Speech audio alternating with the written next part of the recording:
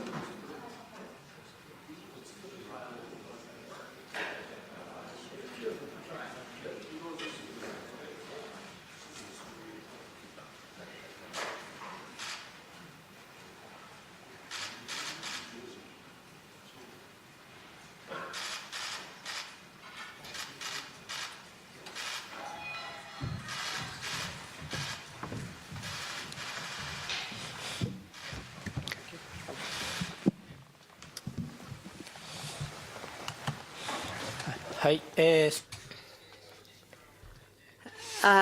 a bit of a delay, we'd like to start today's press conference. Today, we have invited His Excellency Dr. Subramanian Jaishankar, External Affairs Minister of India, a country with an ever-growing presence in world politics, economic, and diplomacy. We have simultaneous interpreting, so Minister Jaishankar joined the Indian Foreign Service in 1977 and served as Deputy Chief of Mission at the Indian Embassy in Japan from 1996 to 2000, as well as Ambassador to the Czech Republic, Singapore, China, the United States, and Foreign Secretary. The minister became External Affairs Minister in the second Modi administration, which was inaugurated in 2019, and currently serving his second term. And since 2007, he has been a member of the Upper House. His book, The India Way, Strategies for an Uncertain World, has been translated into Japanese by Haku Suisha. His second book, Why Bharat Matters, was also published this year. Correction, the minister has also been a member of the Upper House since 2019.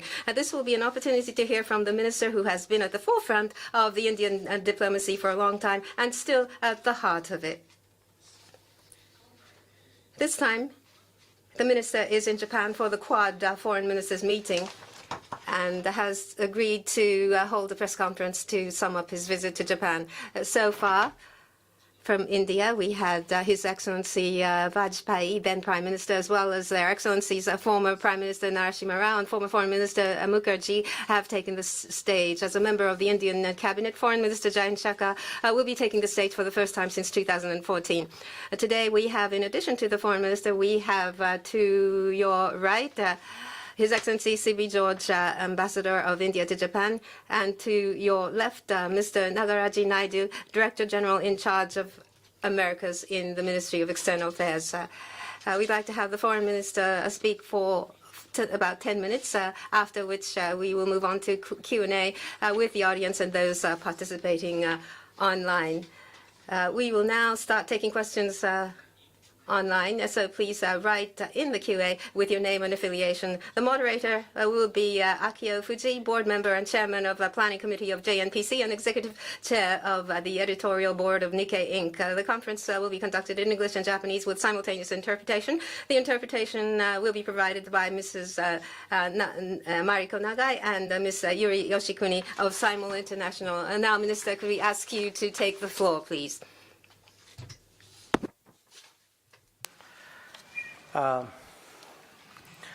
Let me say what a great pleasure it is to be back in Japan and to address the Japan National Press Club. I obviously do this as the Foreign Minister of India, but I think, as my friend told you, I'm also in a way a veteran of 3 decades of India-Japan ties. And in a kind of way, also a pioneer of the Quad, one of the pioneers of the Quad. I've been associated with it since it restarted in 2017, but also the first time we attempted it in 2007. I mention these two facts because a lot of what I'm going to say is related to India-Japan relations, also to the Quad, and this in fact, these two meetings are the main reason why I'm here in Tokyo today. Let me first start with India-Japan relations. I think they have come a very long way in the last 25 years, especially in the last decade, since 2014-15.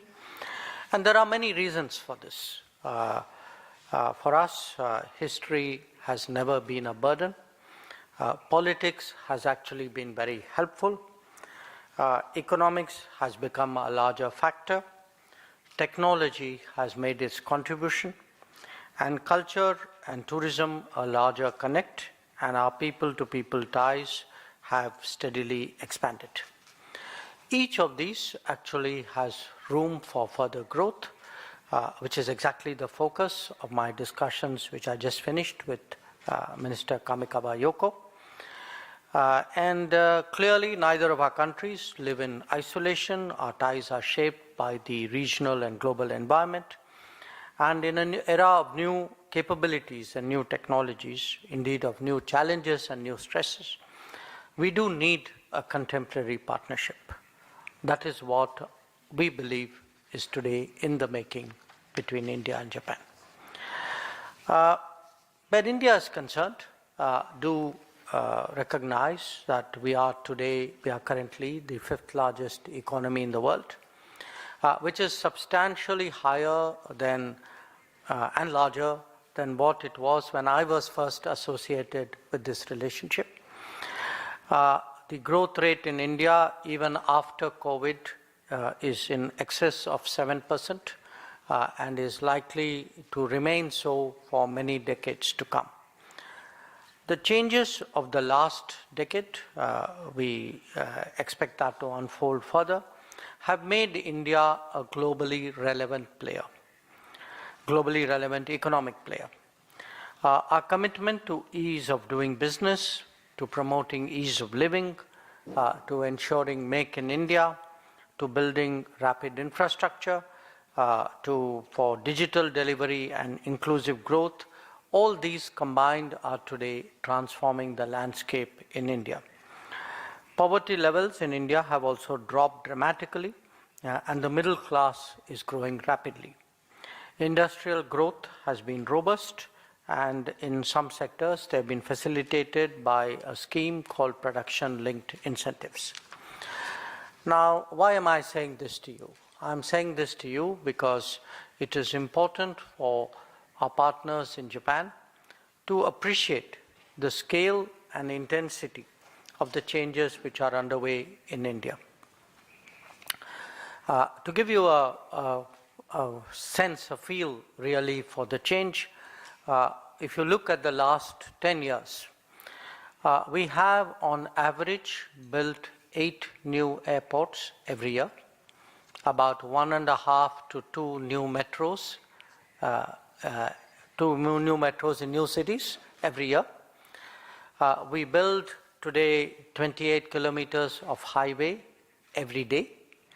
We lay railway tracks of 8 kilometers also every day. If you look at our education and skills, the institutions of educational institutions have doubled in the last 10 years. And it is no accident that there are now 1,600 global capability centers across India that generate exports of more than $100 billion every year. So we are not just a more attractive economic partner, but we are also a more capable one. And in a range of domains, in areas like semiconductors, electric vehicles, space, drones, green energy, India is actually today seeking to leapfrog. It has the ambitions and increasingly the ability to become a global partner for many advanced economies. Our goal, where Japan is concerned, is to increase investments rapidly. There are 1,400 Japanese businesses operating in India. We would like to see that number grow. And we have an investment target of 5 trillion yen, that is $42 billion, by 2027. In India, I must tell you that Japan has long been associated with economic and technology advancement. It's not just the example of Japanese progress itself, but it's also reflected in the history of our collaboration. Japanese companies, Japanese industry, in many ways triggered the automobile revolution in India. The partnership was responsible as well for the proliferation of metros that I spoke about. We are right now engaged in an important high-speed railway project. Certainly global priorities like semiconductors, AI or EVs and green energy, they offer great potential for our cooperation. It is also very much in Japan's own interest to accelerate the emergence of resilient and reliable supply chains, as well as transparent and trusted digital collaboration. These are today the focus of our conversations, both bilaterally and in the Quad, because they do have a larger implication. Our efforts would be strengthened by deeper networking of our business communities, which we would like to promote. Now, while I have spoken about growth and progress, they clearly require security and stability. In a volatile and unpredictable era in which we live, these are best ensured through stronger international cooperation. In recent years, between India and Japan, we have undertaken regular exercises involving air, naval, and ground forces. Our ships visit each other's ports more frequently. Our defense leadership holds exchanges more often. We are right now beginning to explore projects under the Defense Equipment and Technology Cooperation, DETC Cooperation Initiative. And this is important because in India, our own domestic defense industry and our exports are growing very rapidly. Every relationship is ultimately anchored on a societal connect. There is still a gap, I would say, between our goodwill and our exchanges. My talks also focused on increasing exchanges in education, tourism, culture, and civil society. We believe that both Japan and our relationship will be well served through greater utilization of skilled Indian professionals in the Japanese economy. Our special strategic and global partnership has been led by a tradition of annual summits and high-level exchanges. I see that the Speaker of Japan, Nukaga Fukushiro, is actually visiting India at this very time. Let me conclude this segment on Japan by underlining that India-Japan relations, we are striving to realize the full potential of our contemporary capabilities, especially in the light of the changing global scenario. Our objective is to highlight that new opportunities are there and that their harnessing is essential to that purpose. So let me now say a few words. それではここでクアッドについての考えを述べさせてください。私どもの会合をやったことを皆様はご覧になり、そして集団的に。So on the Quad, there are a few points I would like to stress.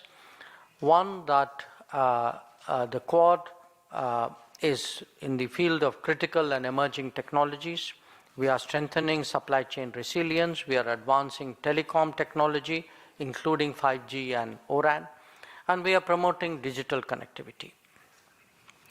When it comes to infrastructure and connectivity, physical connectivity, Quad partners coordinate in order to promote transparency and viability and local ownership. Our export credit agencies agreed this year to collectively work together to enhance supply chains and investments.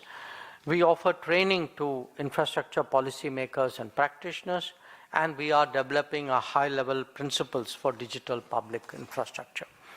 The Quad also has a senior cyber group which promotes cyber security standards, secured software development, and skilling the cyber workforce. We will be hosting in India a gathering in November on how to protect critical infrastructure.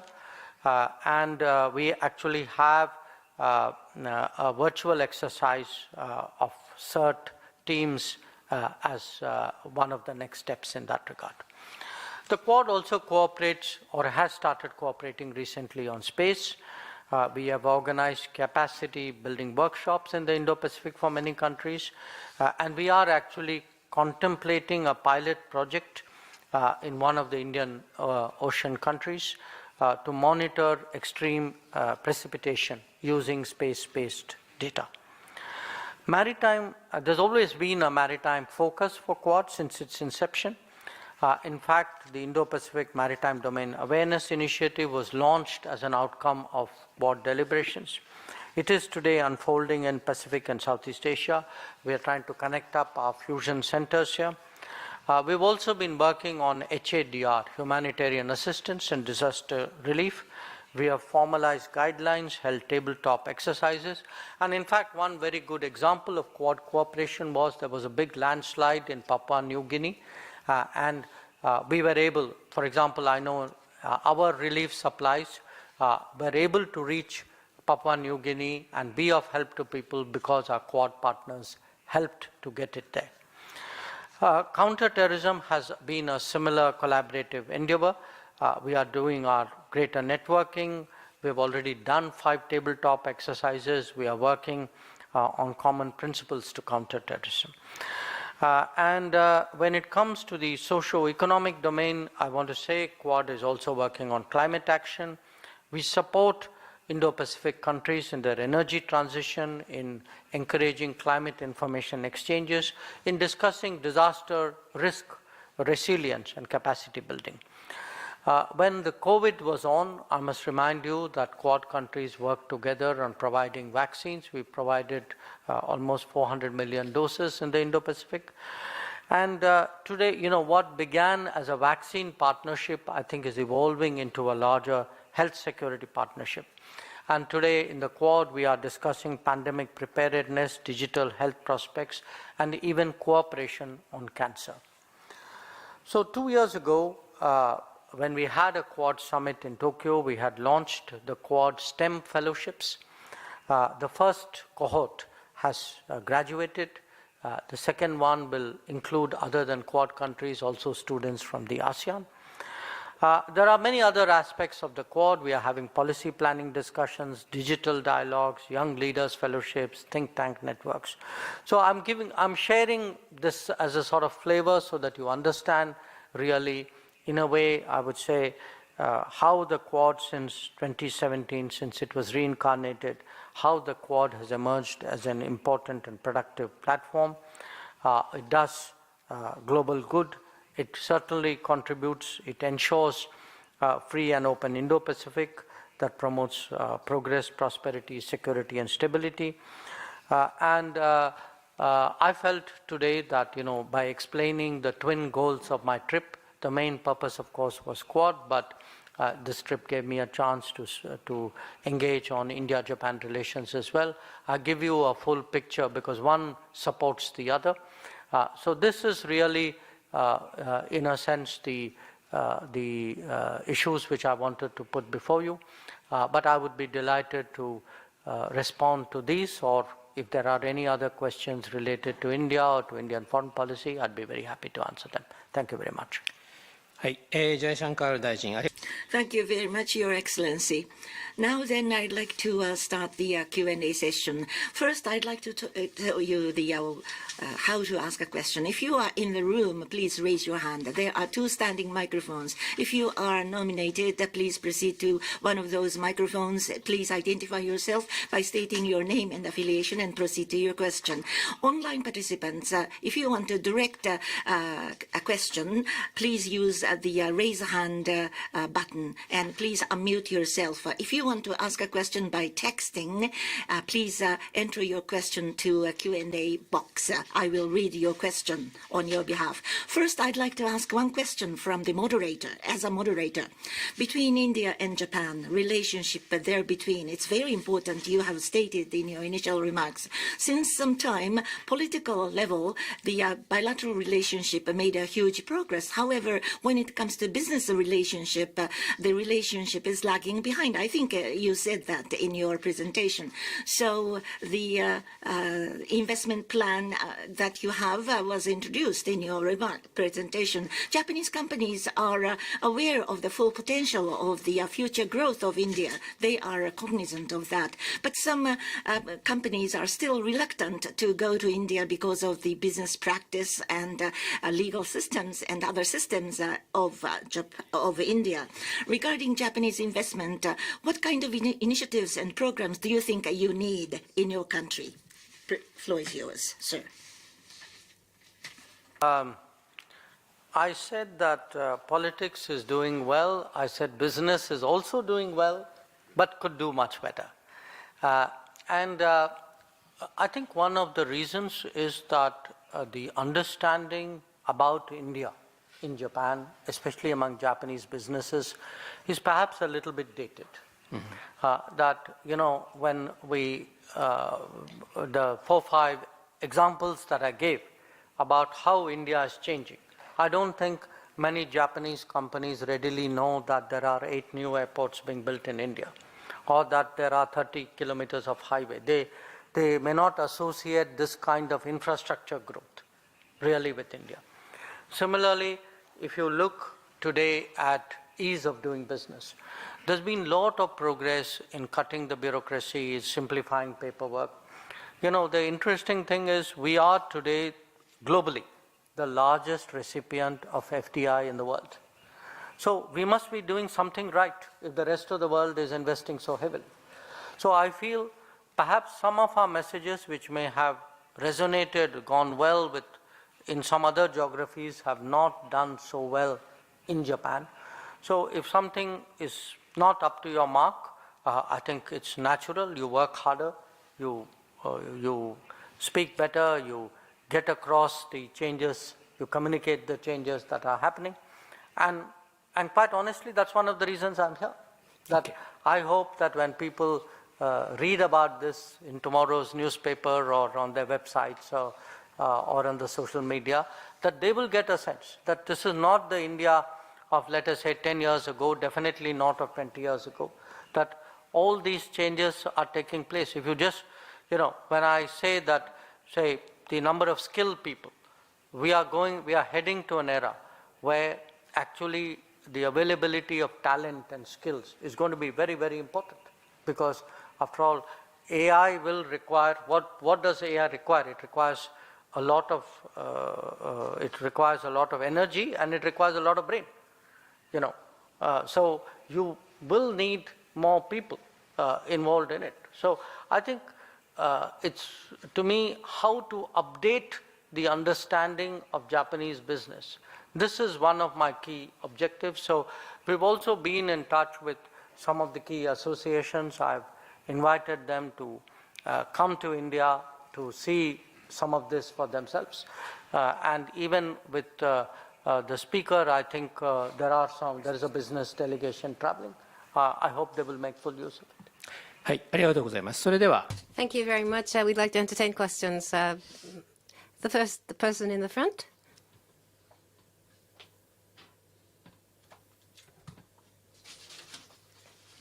Thank you very much for giving me this opportunity. Mainichi Shimbun, Maro is my name. I'd like to ask a question regarding a global challenge. Russia's invasion into Ukraine. India is positive about playing an intermediary role, but there's a strong partnership between India and Russia traditionally. With regard to the war between Russia and Ukraine, how do you intend to mediate this so that it's fair and equitable? India has nuclear weapons. If Ukraine had the nuclear weapons, do you think the Russian invasion would not have occurred? Can I do one thing? Can I take 2-3 questions at a time? It may just make, because it may allow me to cover maybe 2 questions. OK。じゃあ、もう時間も限られてます。In the interest of time, I'd like to accept the 2 questions or so, and then the answer will be made gathering all those questions. Asahi Newspaper, Ito is my name. Thank you very much. I'd like to ask a business-related question. Earlier on, as the moderator said, Japanese companies are reluctant. They are willing to invest, but they are reluctant to go themselves, especially in comparison with China. SME's advancement is lagging behind regarding India. Small businesses could go to India. And in order to encourage that, what kind of cooperation do you think you need? One more thing, social reform. What kind of social reform is needed in order for Japanese small companies to go to India? One more question.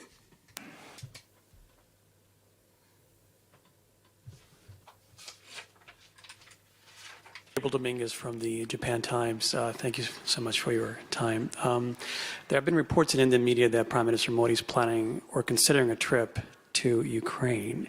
Could you perhaps tell us more about that and exactly what is planned and how that fits in with New Delhi's strategy to play a role between both Russia and Kiev? please. So what I'd like to do is to take the first question and the third question together because they're related. So let me put across what is the Indian view of the conflict in Ukraine. We've from the very beginning had the view that use of force does not resolve problems between countries.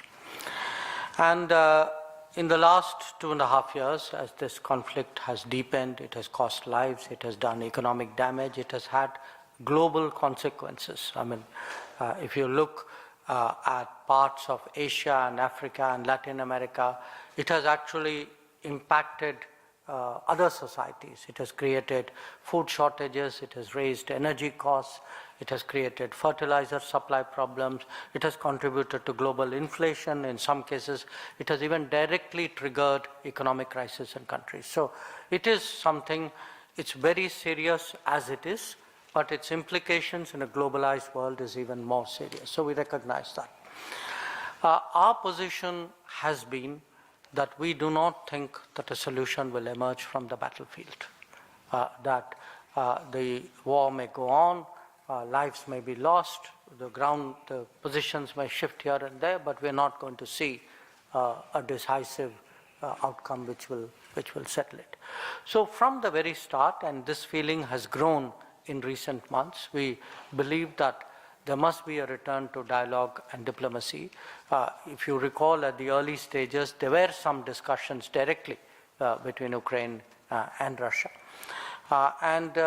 Even I must tell you, even in the last 2 years that have passed, there have been occasions when different countries have tried to do something. If you remember in 2022, Turkey took the lead to see whether wheat grain could come through the Black Sea corridor. Some countries took the lead in exchange of prisoners of war. There was a great concern about the possibility that the nuclear power station in Zaporizhzhia may come under attack. Now, in different cases, we've actually been helpful, we've been supportive of other countries. I have myself, on my Prime Minister's instructions, worked with Turkey, with the IAEA head, Rafael Grossi, with the UN Secretary General. So we've been doing what we can. Our feeling today is that, more needs to be done, that we should not resign ourselves to the continuation of the current state of conflict and say, well, let this take its own course and let us wait for events in other parts of the world to provide some kind of solution. That, to our mind, would be fatalistic. It would not be, given the gravity of the situation. I think it's important for countries who are in touch with both parties, because there are not many countries who are actually talking in a way to both Russia and to Ukraine. So we do believe that we should be more active there. Recently, I must tell you, Prime Minister met President Zelensky in the sidelines of the G7 in Italy. A few weeks later, we were in Moscow for our annual summit. So he had a chance to discuss with President Putin at very great length. I myself have kept in touch with my counterpart, Dmytro Kuleba. Other senior officials on our side have done it with their counterparts. So we do believe today that it's important for everybody to do whatever they can to see if in some way something improves, some move out of the battlefield into the conference table takes place. So that is our endeavor. So as for your specific question, I can reasonably expect that there will be more contacts between us and Ukraine and between us and Russia as well. But something more specific than that, is we, like any government, we make our positions known at the right time through the right channels. So there's really not more that I can say. On the question from our colleague from Asahi Shimbun, in a way, we go back to the earlier issue. You mentioned that Japanese business are more reluctant compared to some other geographies. It is true. I mean, the numbers speak for themselves. But sometimes whether that reluctance is due to shortcomings on our part or due to lack of knowledge on your part, that is something we need to see. I'm not saying there are no shortcomings. There are. I mean, we have a lot of issues. We are constantly trying to improve it. That's why we call improving ease of doing business. In fact, from the time Prime Minister Modi became Prime Minister, it has been one of his major focus, because if you improve the climate of business, you attract more investment. Investment means jobs. You are actually helping, that's the way to grow. And that's the way to grow in a very inclusive, people-centric way. So we are at it. We also recognize that it is a particular challenge to get SMEs. And I think my own sense, this applies with some other countries, the experiences we have, is that SMEs look for comfort to larger companies. SMEs often work with larger companies go, the SMEs go along with them. So only us targeting SMEs and saying, you come, many SMEs have hesitations. So we have to work the SMEs, but we definitely have to target larger companies. And I would make one point. Yes, you can say maybe Japanese business has not shown the same enthusiasm, relatively speaking. But look at the business who are there. I mean, please look at a company like Suzuki. Today, Suzuki would not have grown to the level which it has if they had not come to India. Look at the Japanese footprint, in fact, I would say in the last 30, 40 years. Look at the profitability. Many of them may have large operations in other geographies. But look at the profitability of those operations as compared to India as well. So, we are today growing rapidly. I mean, if I put it to you very soberly, that you are talking about an economy which is going to grow 7% year on year, certainly in my lifetime, probably in yours as well. So do Japanese companies want to get in early or not? Do they want to look at opportunities? Because the more they delay, in a way, there will be others. It's a competitive world. And to some extent, that has happened in some sectors. So I would make a very strong pitch, because I think in Japan, there's a lot of political comfort. As I said, historically, we've always had a very positive view of Japan. So I think there is a very warm welcome waiting for Japanese companies. They need to update their understanding. It's our responsibility to help them to update that understanding, and that is what we hope to do. はい、次に質問。 Next question, please.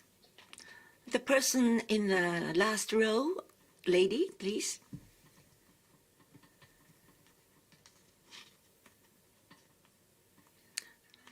From Nippon TV. I'm going to be speaking in English. So I have a few questions regarding the Quad. So is there any plan for the Quad members, or perhaps to India and Japan, to conduct a joint military exercise this year? And when and where will the Quad summit by the leaders of the Quad nations be held this year? And what's the agenda of the next Quad summit going to be? And if possible, you mentioned about the pilot project earlier. So could you explain about the pilot project that you talked about a little bit more? Thank you. Okay. 他に、はい。 Other questions? Second question, please.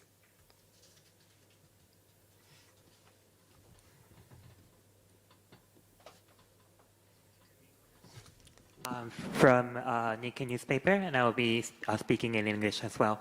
So my question is about your view on China. So the Quad has been intensifying its efforts to secure free and open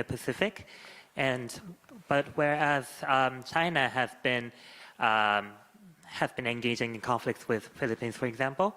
And so, what are your thoughts on on China's maritime activities, and how do you see China as your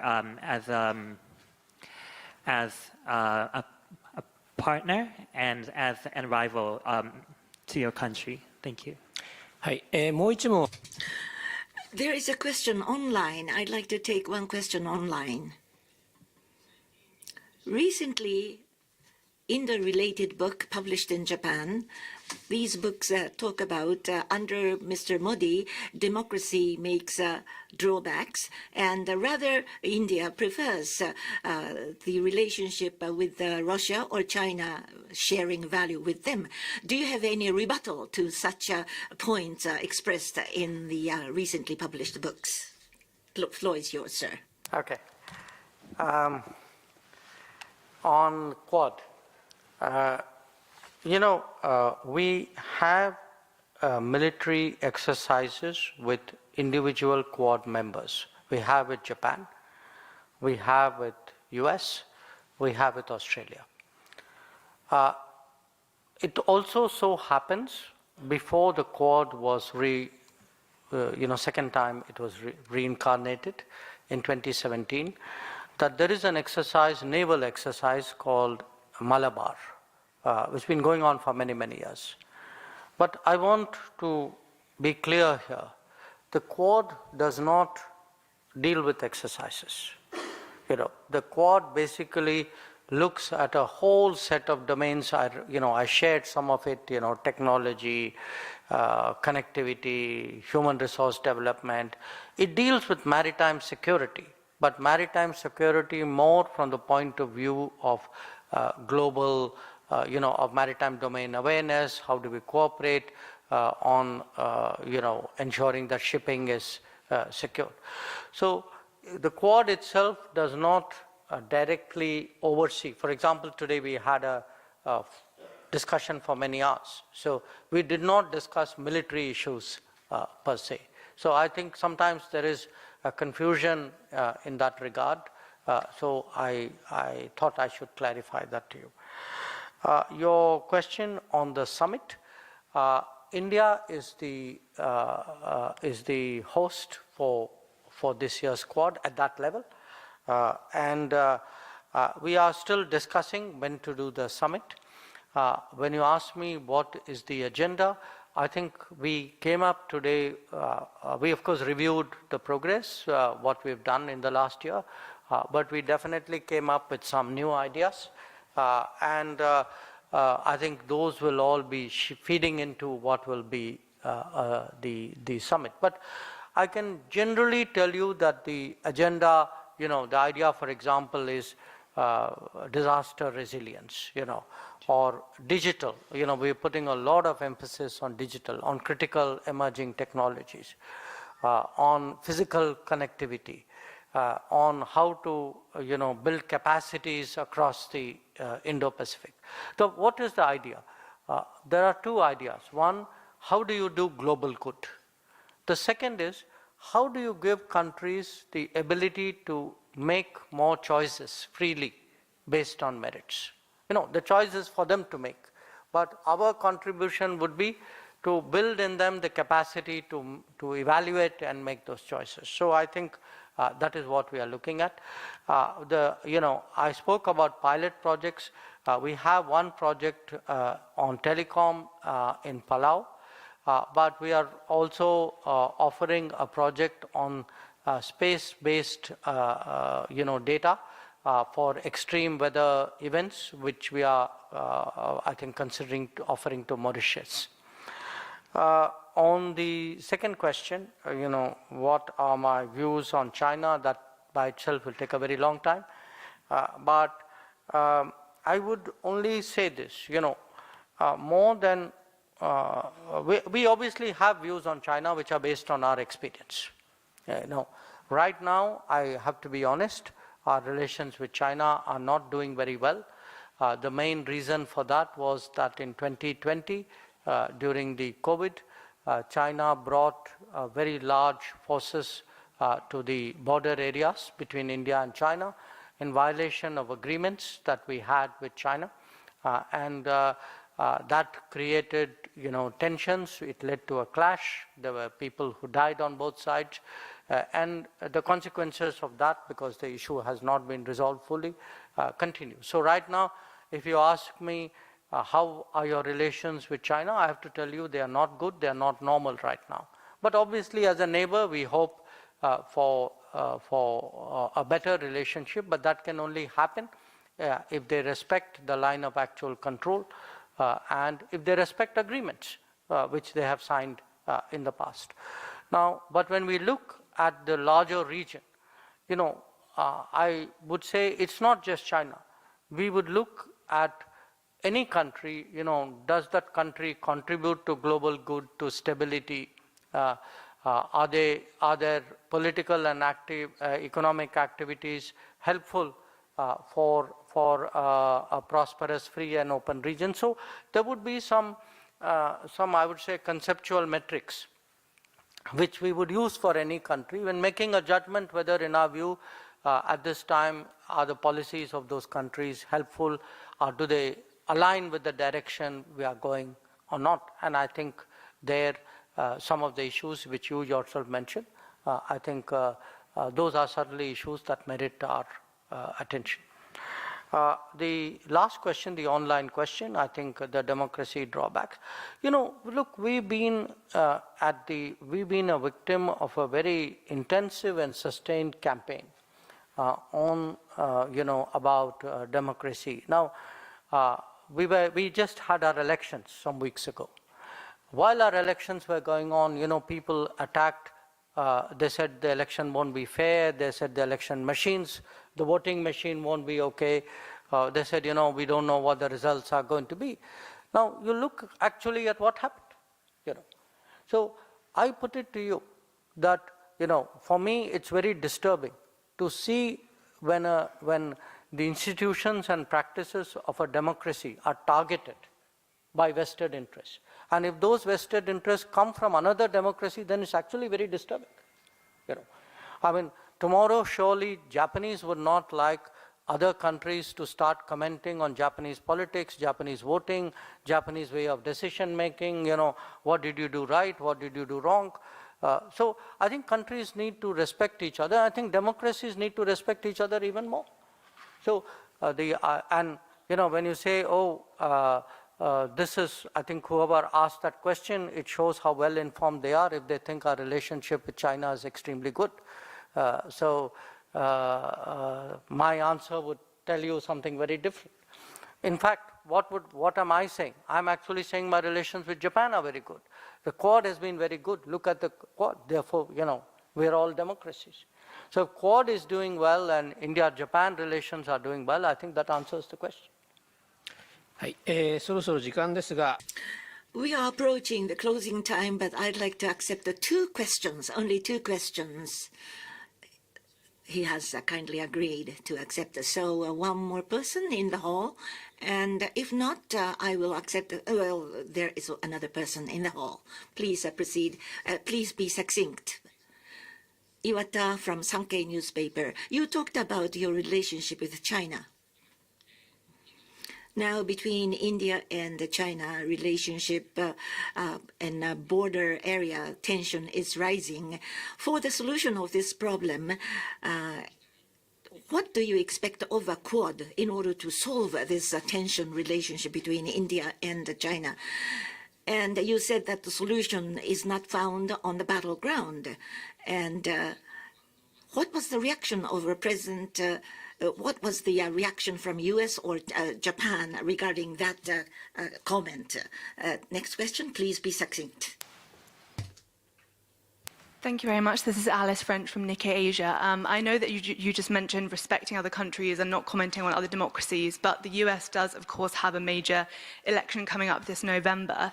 I'm wondering how India views its relationship with the US, particularly in the case of potential victory for the Republicans, and whether or not you had any discussions with Secretary of State Blinken today about the future of your relationship were that to happen. Thank you. お願いします。 Do you want me to take a few more? Only two, or You want to I saw two people raise their hands, so I could take them in one round. OK。じゃあ、お二方、All right, two more people. Please be brief.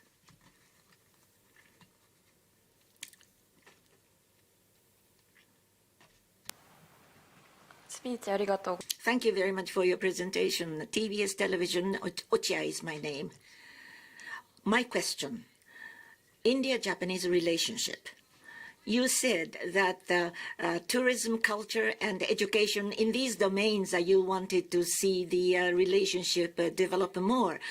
On these fronts, I don't have the actual feel of things are progressing in terms of the relationship between the two countries, education, tourism, and culture. What are the concrete areas that you want to see developed further?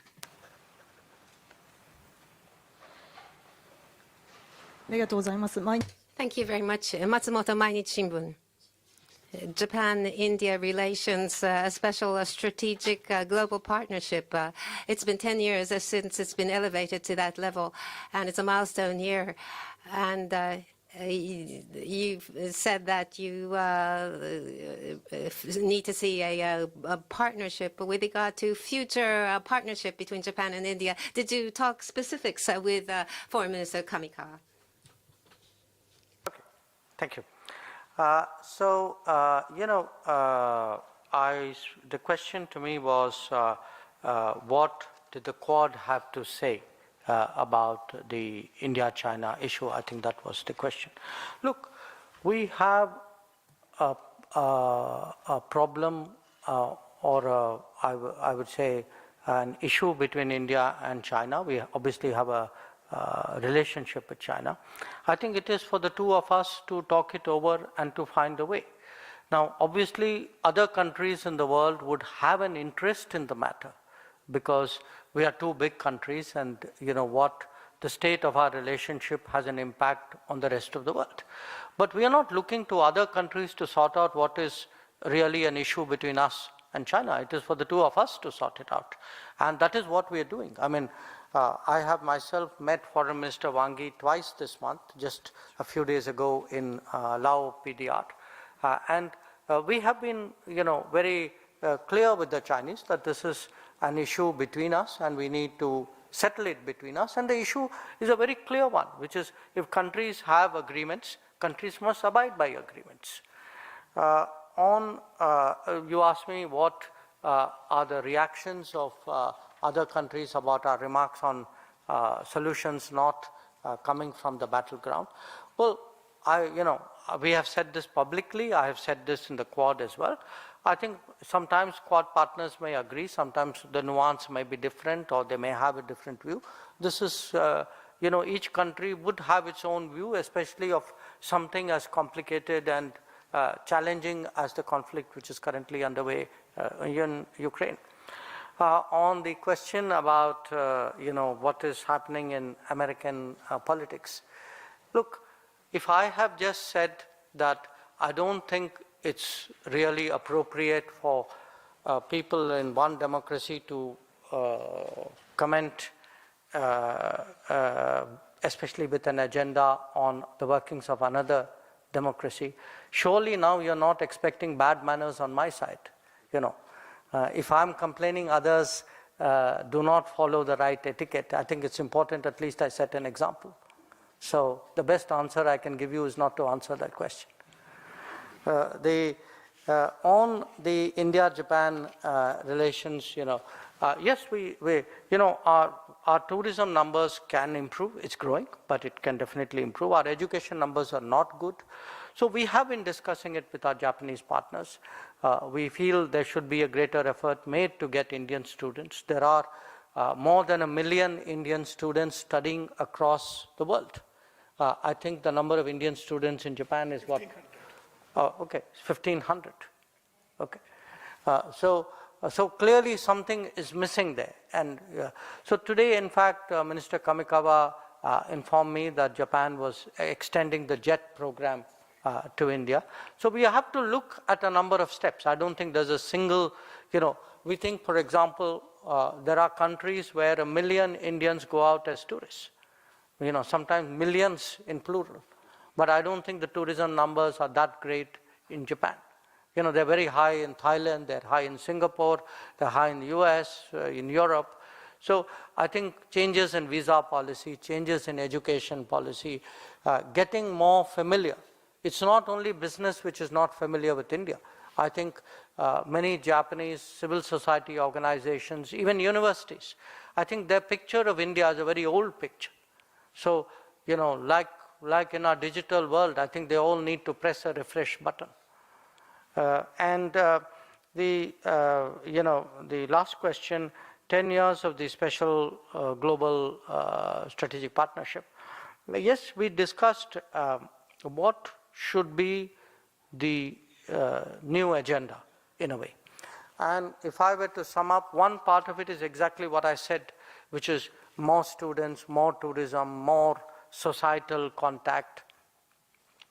One part of it is what I answered to the gentleman there, which is more business, a better understanding of business. But if I were really to pick today one particular area of importance, not only for ourselves but for the world, I would say it's most important today in the when you look at critical emerging technologies, that we are today moving into the world of AI, into the world of electric vehicles, into a world of green and renewable energy.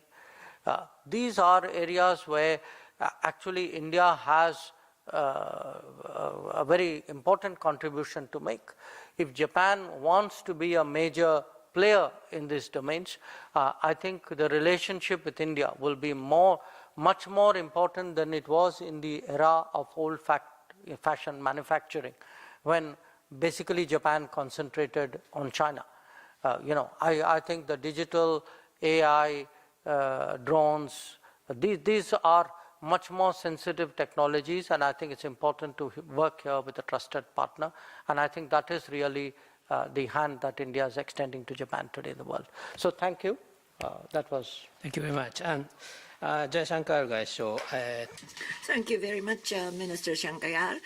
Thank you very much for responding to so many questions. Now, those who are in the hall, please remain seated until the delegation leaves the room. With this, we'd like to conclude the press conference.